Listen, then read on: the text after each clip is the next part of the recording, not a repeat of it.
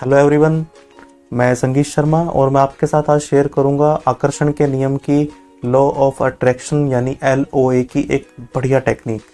ये टेक्निक है Nikola Tesla की, जिसे हम 369 के नाम से जानते हैं।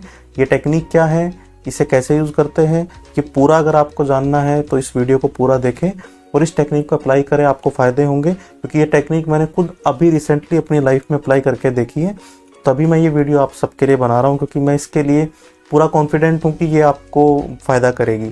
तो सबसे पहले कि हम टेक्निक पर आए, निकोला टेस्ला कौन है, आप में से बहुत सारे लोग जानते भी होंगे। आप ज़्यादा जानना चाहते तो गूगल सर्च कर लीजिए, लेकिन मैं आपको थोड़ा सा बता दूँ। One of the great scientist अब तक की हिस्ट्री में निकोला टेस्ला का नाम आता है। इन्होंने एनर्जी को लेके, वाइब्रेशंस को लेके, वायरलेस एनर्जी को लेकर काफ़ी चीज़ें इन्होंने की है, रिसर्च की है, बहुत सारे पेटेंट इनके नाम पे है। आप कह सकते हैं एक महान हस्ती है। और इनकी एक टेक्निक थी 369। तो असल में ये मानते थे कि जो पूरा जो यूनिवर्स है ये वाइब्रेशन और एनर्जी का ही है। आज क्वांटम फिजिक्स और न्यूरोसाइंस सब इस बात को एग्री करते हैं। तो आप ये कह सकते हैं कि ये लोग अपने समय से काफ़ी आगे रहते हैं। जो भी महान व्यक्ति पैदा होता है वो काफ़ी पहले ही सेंस कर लेता है जो आने वाला समय है। तो इन्होंने पहले ही बता दिया था कि वायरलेस एनर्जी एक दिन पूरे दुनिया में जो है वो बड़े स्केल पर यूज़ की जाएगी। आज ये सब आप देख ही रहे कि सब कुछ वाईफाई, आपके रेडियो फ्रिक्वेंसी है, सब कुछ वायरलेस है। लेकिन एक एनर्जी या एक वाइब्रेशंस का ही हम फ्रिक्वेंसी चेंज करके यूज़ करते हैं। तो सीधा 369 पे क्या था, 369 टेक्निक के बारे में आपको कई तरह के इसके वर्जन मिलेंगे, लेकिन मैं आपको सिंपल, जो सबसे इफ़ेक्टिव और सिंपल तरीका है वो मैं आपके साथ शेयर करूंगा। तो सबसे पहले तो आपको करना क्या है, एक नोटबुक लीजिए, पेन लीजिए।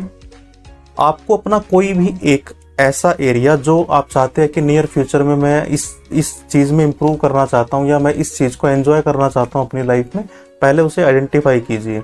वो रिलेशनशिप हो सकता है, वो आपका फाइनेंशियल एस्पेक्ट हो सकता है, वो आपकी हेल्थ हो सकती है, वो कोई भी आपका करियर हो सकता है, जो भी चीज़ आप लेना चाहते हैं। लेकिन मैं एग्जांपल के लिए रिलेशनशिप ले लेता हूँ। तो आपको क्या करना है, पहले एक स्टेटमेंट लिखनी है। और जब भी हम लॉ ऑफ अट्रैक्शन के बारे में बात करते हैं, आकर्षण के नियम के बारे में बात करते हैं, एफर्मेशन के बारे में बात करते हैं, विजुअलाइजेशन के बारे में बात करते हैं, तो एक उसमें सबसे जो ज़रूरी चीज़ आपको याद रखनी है वो ये है कि कभी भी हम ये नहीं बोलते कि आई वॉन्ट दिस या आई नीड दिस या ये मेरी डिज़ायर है, ऐसा नहीं बोलना। हमें उसको प्रेजेंट टेंस में ही रखना है, वर्तमान काल में ही रखना है, जैसे कि वो अभी चल रहा है अपने साथ वो। तो जैसे अगर मुझे चाहिए कि मैं रिलेशनशिप को पर ये 369 की टेक्निक अप्लाई करूं, तो मैं उस पर क्या लिखूंगा कि I am enjoying a good relationship. तो मैंने उसके ऊपर लिख दिया कि मैं एक अच्छे रिश्ते को एंजॉय कर रहा हूं, उसका आनंद ले रहा हूं। अब ये आपका समय चल रहा है, प्रेजेंट कंटिन्यूस आपका ये है, ये इस तरह आपको लिखना है। ये नहीं लिखना कि I want a good relationship या आई नीड या आई डिज़ायर, ऐसा नहीं लिखना। आपको वो अभी के उसमें लिखना है, संदर्भ में लिखना है, अभी के टाइम पे लिखना है। एक स्टेटमेंट लिख दी। अब इसके नीचे थोड़ा सा ऐसे एक्सप्लेन कर दीजिए, एज इफ लगा लीजिए। अगर ये रिलेशनशिप है आपके पास अभी, तो क्या क्या फीलिंग और क्या क्या इमोशंस आपके होने चाहिए। थोड़ा सा 3-4 लाइन लिख लीजिए। आप लिख सकते हैं कि I am very healthy and happy person, या आप इस पर लिख सकते हैं कि I attract love in my life, और I am enjoying the company of my friend. जो भी आपको लिखना है, आप 3-4 चीज़ें उसमें लिख सकते हैं, ताकि वो जो आपने एक मेन स्टेटमेंट ली है, बाद की स्टेटमेंट उसी को फुलफिल करती हो, यानी उसी फीलिंग को ही आगे इंक्रीज करती हो। आपको वहाँ पर कुछ और नहीं लिखना, उसी स्टेटमेंट के आगे एक्सप्लेन करना है बस थोड़ा सा उसको, ताकि थोड़ी सी फीलिंग, वो अट्रैक्शन पॉइंट फोकस हो जाए आपके दिमाग के लिए। ये आपको करना है सिंपल। अब इसे यूज़ कैसे करना है, ये लिख लिया आपने एक मेन स्टेटमेंट लिखी प्रेजेंट कंटिन्यूस टेंस में। उसके नीचे आपने 3-4 चीज़ें लिखी कि क्या क्या उसके रिलेटेड क्या क्या चीज़ें आप फील करोगे अगर ये चीज़ हो जाती है आपकी लाइफ में या हो रही है आपकी लाइफ में।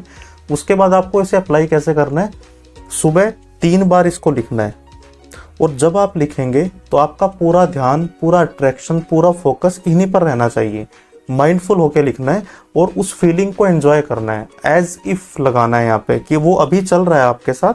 अपने दिमाग में उस विजुअल्स को उठाना है, उस फीलिंग्स को लेकर आना है, तो ज़्यादा काम करेगी ये।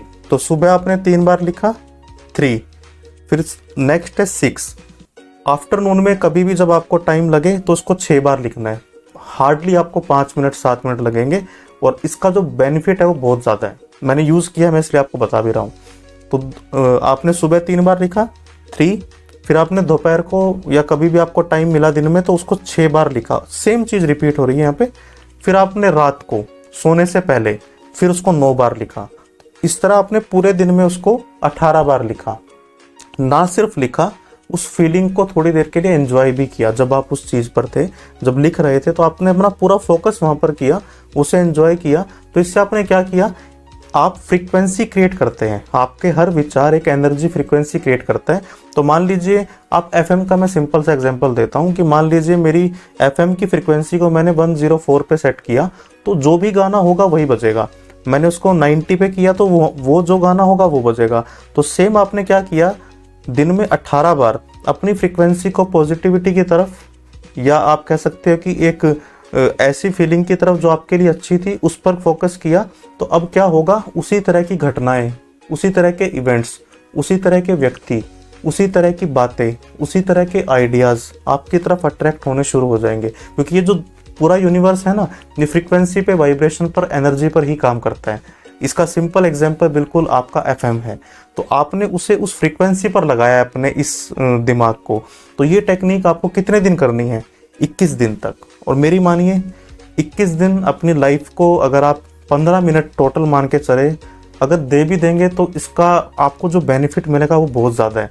अक्सर मैं एक चीज़ देखता हूँ, हम जब भी किसी वर्कशॉप में सिखाते हैं तो लोग या तो विश्वास कर लेते हैं, अप्लाई नहीं करते। दूसरी कैटेगरी कौन सी है, विश्वास भी नहीं करती, अप्लाई भी नहीं करती। तो दोनों इक्वल है।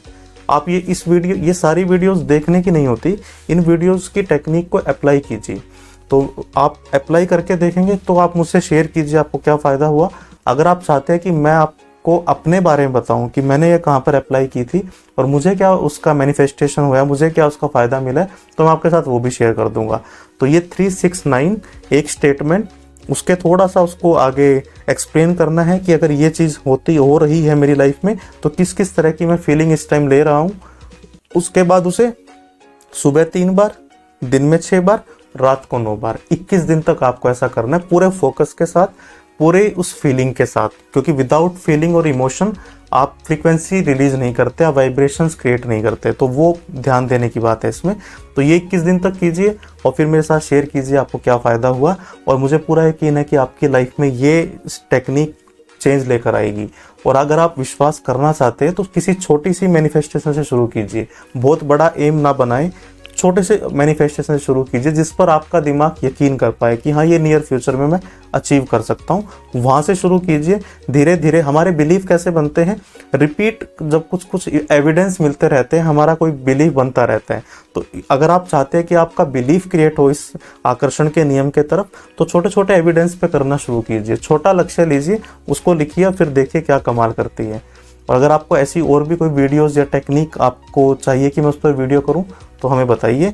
और अगर आप चैनल पर नए हैं तो सब्सक्राइब कीजिए और हमें अपने सुझाव देते रहिए। Thank you very much.